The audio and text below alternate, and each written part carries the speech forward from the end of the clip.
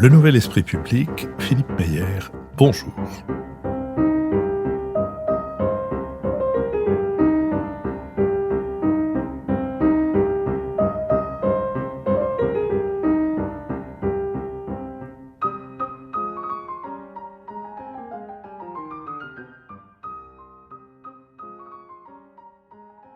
Bonjour, merci de nous avoir rejoints pour ce deuxième entretien avec Alexandre Lacroix.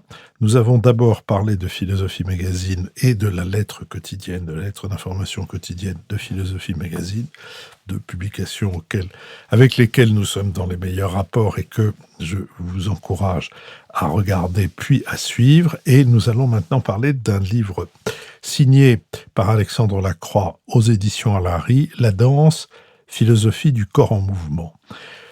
Alors, peut-être pour concrétiser ou pour donner une vue partielle, mais je crois suffisante de votre livre à nos auditeurs, il faut dire que c'est un livre, si je puis dire, l'expression n'est peut-être pas très heureuse, mais encore que, puisque c'est de la danse, qui tourne autour d'une danseuse étoile, en l'occurrence Ludmilla Pagliero ou Pagliero, je pense qu'ici on prononce Pagliero, quoi qu'elle soit argentine, et donc qu'on y prononce à l'italienne. Elle est danseuse étoile depuis 2012. Est-ce que vous pouvez nous dire d'abord quelle est sa carrière, ensuite comment elle est entrée dans votre regard et comment vous l'avez suivie, puisque c'est le point, on a dit à propos de la lettre de la lettre quotidienne de Philosophie Magazine, comment les éditos étaient le mélange de quelque chose de personnel et de renvoyer à une réflexion philosophique, voire à un philosophe, à une pensée philosophique particulière à un philosophe. Il y a quelque chose de la même nature, non, dans votre démarche sur la danse. Donc, est-ce que nous partons de Ludmilla Pagliero ? Oui, pourquoi pas. L'essai que j'ai écrit sur la danse, sous-titré Philosophie du corps en mouvement, c'est un essai qui comporte des éléments de philosophie, mais également des éléments d'enquête de terrain, puisque j'ai passé pendant 1 an pas mal de temps à suivre le quotidien de travail des danseurs, et notamment de Ludmilla, au sein de l'Opéra Garnier. Donc j'ai suivi les cours, les répétitions, et je me suis entretenu longuement avec Ludmilla sur sa vie, son parcours, ce qui fait que le troisième fil, je dirais, il y a un fil philosophique, il y a un fil qui est l'enquête à l'intérieur de ce huis clos particulier qu'est l'Opéra Garnier, et enfin le troisième fil qui est la biographie, le parcours de Ludmilla, qui est celle qui m'a un peu introduit à cet univers de la danse. Ludmilla a une particularité, c'est qu'elle parle bien de la danse. Ça n'est pas une évidence.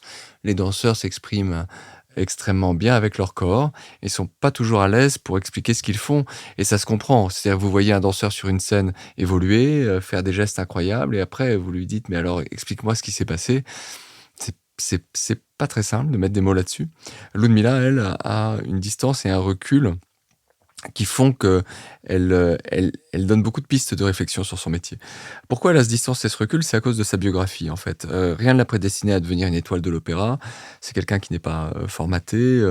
Elle est née en 1983 à Buenos Aires, dans une famille d'un milieu modeste qui avait été frappé durement par la crise monétaire. Bon, ses parents se sont retrouvés dans un studio, ils étaient 5 avec un chien, voilà, une tortue, enfin, voilà, et la danse classique n'aurait pas dû forcément rentrer dans son horizon. C'est simplement que, un peu par hasard, la mère tenait beaucoup à offrir une possibilité à chacun de ses enfants de suivre un cours de quelque chose en dehors de l'école. Elle a demandé la danse, elle y a démontré des aptitudes exceptionnelles très jeune, et elle a été admise au Teatro Colón, qui est l'équivalent pour l'Amérique du Sud de l'école des petits rats de l'Opéra de Paris. Il y a une institution dans l'Amérique du Sud où on danse à haut niveau, qui est ce fameux Teatro Colón de Buenos Aires. Elle a été admise, le concours est évidemment difficile, mais non seulement admise, en fait, à 15 ans, elle est devenue mineure émancipée et soliste au ballet de l'Opéra de Santiago.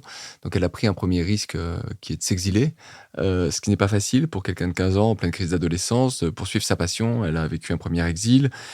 Et puis de là, elle a remporté une compétition internationale importante aux États-Unis, et finalement, elle est rentrée à l'opéra par la petite porte. Elle était simplement remplaçante du corps de ballet quand elle a eu son premier contrat à l'Opéra de Paris.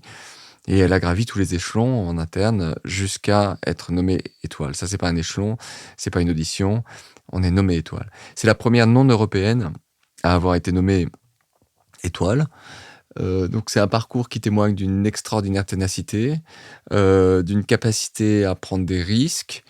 C'est quelqu'un qui a un vécu, qui a dû, se poser des questions sur la manière dont elle allait remplir son frigo à partir de l'âge de 15 ans, ce qui n'est pas le cas de tous les danseurs, qui s'est évadée d'une forme de précarité. En fait, c'est quelqu'un qui a en elle une force incroyable et il me semble que cette histoire, c'est une belle histoire. On parle beaucoup de transfuge de classe. Là, c'est plus que transfuge de classe. Il y a un transfuge culturel, l'accès à la danse classique, il y a un exil, il y a vraiment une trajectoire extraordinaire et hem et donc c'est la danse comme moyen de libération, de réalisation de soi, qui l'a accompagnée toute la vie.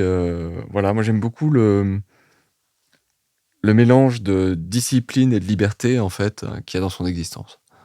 Dans votre vie, la danse est entrée quand et comment? Alors, la danse n'est jamais rentrée au sens où moi, je suis pas du tout un danseur. C'est ce Je ne qui vous accusais pas de ça. le non, ce qui il s'est trouvé que j'ai été amené à écrire une série de textes pour le magazine en ligne de l'opéra qui s'appelle Octave et je leur avais proposé, quand ils nous ont contactés, ils voulaient faire des choses avec Philosophie Magazine, une sorte de reportage narratif où je décrirais tous les métiers autour d'une production. C'était un opéra de Boris Godunov, une mise en scène de Ivo Van. Ces articles, ont eu une certaine, voilà, diffusion et c'était quelque chose de très nouveau pour eux parce que mon regard naïf, les questions que je posais, qui étaient des questions philosophiques assez simples et assez générales, les emmenaient complètement ailleurs. Je veux dire, le monde de l'opéra, comme le monde de la danse, c'est un monde de spécialistes, un peu comme ces émissions de jazz où on vous dit: «Oui, dans cet enregistrement de 1953, Dizzy Gillespie avait un rhume», mais voilà, vous voyez, enfin, c'est ce genre de choses, c'est-à-dire il y a beaucoup d'entre-soi dans le discours sur la danse ou l'opéra. Moi, bah, évidemment, je viens pas de ce milieu-là et bon, cette première série d'articles a créé des conditions de travail qui ont fait que j'ai pu, commencer à faire d'autres entretiens avec des danseurs, avec des chorégraphes, notamment avec Claude Millat et là, j'ai eu l'idée du livre.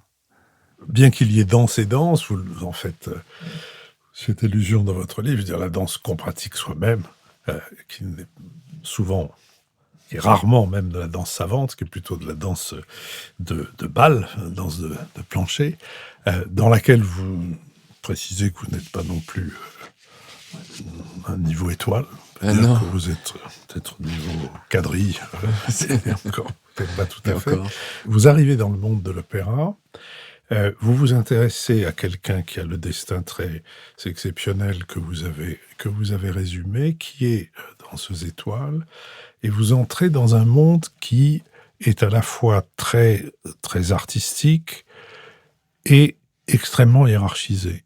Mmh. Et aussi très organisé par 300 ans de réglementation, de tradition. Ajouté à quoi c'est un univers qui s'est, comment dire, qui est moins mobile.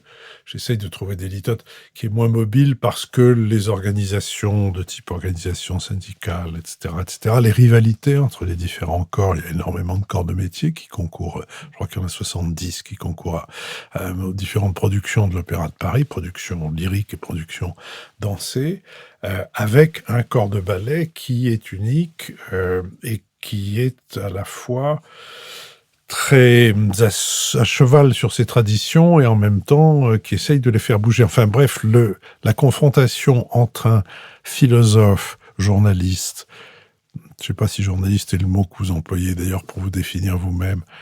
J'aurais pu vous poser la question pour commencer. Comment vous définissez-vous vous-même professionnellement? Pour moi, il y a des registres d'écriture assez différents. Le registre du journalisme, c'est un registre d'écriture assez rapide, c'est celui que je pratique pour le mensuel. Quand il s'agit d'un livre, c'est beaucoup plus lent, c'est beaucoup plus relu, donc écrivain, ça m'irait très bien. Donc, alors, l'écrivain arrive dans cet univers hiérarchisé. Bref, je ne vais pas recommencer ce que je viens de dire. On est très frappé. Enfin, il me semble qu'on reçoit plusieurs chocs quand on entre dans cet univers. Est-ce que ça a été votre cas? Et si oui, lesquels? Alors, L'Opéra Garnier, c'est effectivement, c'est une institution. Il y a des hiérarchies, c'est un gigantesque navire. Il est souvent décrit de manière un peu péjorative, me semble-t-il. On s'intéresse, on parle beaucoup des blessures des danseurs, des rivalités, bon, d'accord. Il faut voir que nous avons là, une institution qui, avec quelques autres, enfin, est quasiment unique au monde. Il y a que 4 ou 5 institutions de ce type dans le monde. Je sais pas très bien comment va le Bolchoï, en Russie, il y a la Royal Company en Angleterre, la Scala de Milan, peut-être le Théâtre Colonne, mais il y a un certain manque de moyens en Argentine. Au fond, il y a pas tant de lieux que cela où on consacre des moyens aussi gigantesques à la danse. En fait, la chose dont il faut prendre conscience, c'est que c'est fou, en fait. C'est-à-dire que c'est complètement incroyable de donner à une compagnie, puisque c'est une compagnie de danseurs, au sein de l'Opéra Garnier, de tels moyens pour répéter et pour exceller. Heu et quand on entre là-dedans, ce qui est frappant, c'est le huis clos. C'est-à-dire que c'est comme rentrer dans un monastère. Moi, l'une des idées qui s'est très vite imposée à moi, c'est que j'avais pas affaire à des civils. Je ne sais pas si ce sont des moines ou si ce sont des soldats, mais ils sont là dans ce bâtiment incroyable, extraordinairement labyrinthique et complexe. Je le décris un peu. J'ai jamais pu m'y repérer. C'est-à-dire, il y a un nombre d'étages, d'entresols, de couloirs, de coursives, de portes dérobées. Je veux dire, il faut se faire accompagner par quelqu'un pour aller d'un studio à l'autre, et même des gens qui le connaissent déjà bien depuis plusieurs mois. Le bâtiment s'y perd encore. Il est très complexe. Ça n'en a pas l'air. Alors, cet aspect vraiment, c'est comme l'intérieur d'un coquillage, hein. C'est tout en spirale. Alors, déjà, on est perdu. Même si j'ai un bon sens de l'orientation là-dedans, les repères spatiaux sont complètement dissous. Donc, au niveau de l'espace, c'est particulier. Au niveau du temps, c'est très particulier. Les danseurs reçoivent leur programme pour la semaine à venir, y compris les étoiles, tout le monde, le vendredi soir à 18h.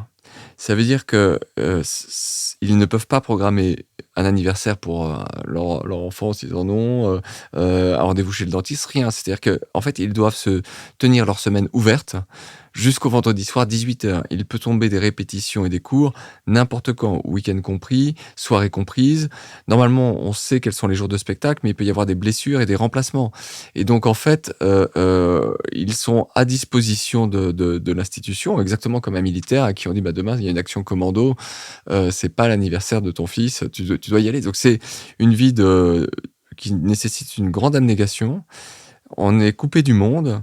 Et là, ces gens-là, avec donc un espace et un temps très particulier, dans lequel les gens se destinent uniquement à la recherche de la perfection du mouvement et de l'expressivité du mouvement.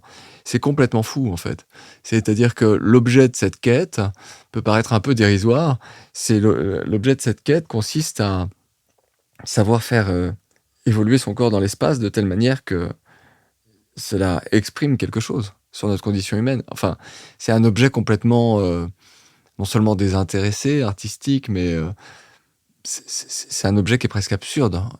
Et, et donc ça, c'est vraiment très, très beau. Euh, dans un monastère, peut-être que les reclus sont réunis autour de la religion. Là, c'est la foi dans la beauté et dans la force d'expressivité de la danse. Du reste, l'institution a bougé un petit peu dans ses styles au cours du temps, même si elle existe depuis longtemps. Elle a bougé un peu dans ses styles, et ce qui s'est passé au cours des dernières décennies, qui la rend plus intéressante selon moi, c'est un décloisonnement entre les genres classiques et contemporains. Le ballet, la compagnie de l'opéra, danse du classique et du contemporain. Dans la vie des danseurs, ça crée une pression particulière, et il se peut que dans la semaine, ou parfois même dans la même journée, ils répètent en classique et ils jouent en contemporain le soir, ou vice-versa, ce qui est complètement fou en termes de plasticité corporelle et cérébrale, mais qui fait que le lieu s'est beaucoup ouvert voilà. On a dépassé le stade tutu et pointe de la danse. Ils sont en fait à un niveau de technicité qui leur permet d'aborder tous les langages chorégraphiques. On l'a dépassé sans y renoncer, c'est-à-dire qu'on Bien sûr. est tout à fait capable, enfin les malheureuses danseuses continuent à grimper sur leurs pointes, et je crois qu'on peut même ajouter à ce que vous venez de dire, qu'on a ajouté au classique le contemporain, mais on a ajouté au classique le plus classique, c'est-à-dire des chorégraphies qui datent du 19e siècle, souvent, pour adopter des chorégraphies contemporaines qui datent de la semaine dernière, ou à peu près, enfin j'exagère, mais qui sont vraiment éminemment contemporaines. Alexandre Lacroix, merci. Donc nous nous retrouverons la semaine prochaine pour poursuivre cette conversation sur la découverte de la danse et du travail des danseurs en général et d'une danseuse, Lumilia Pagliaro en particulier, par un philosophe.